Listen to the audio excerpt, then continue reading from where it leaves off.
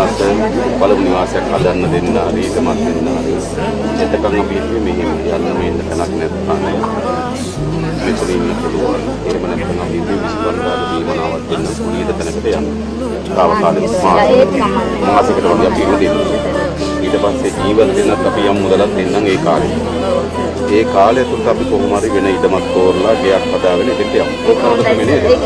ඒක හොඳ නේද අපි කරන්න පුළුවන් එහෙම නේද? අපි ඒක බලන්න. අපි ඒක කරන්න. ආදී ආවෙත් ඒකට මාත් අපිට කතා කරන්නේ ගමන මොකද?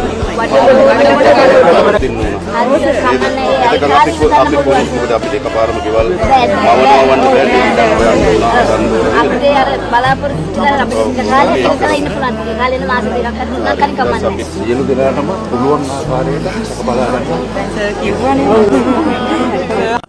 සිටින්නට මිනිසෙක් එනවා උතුරේ දකුණේ සදිසාවේ හදේ පැතුමනේ මිනිසා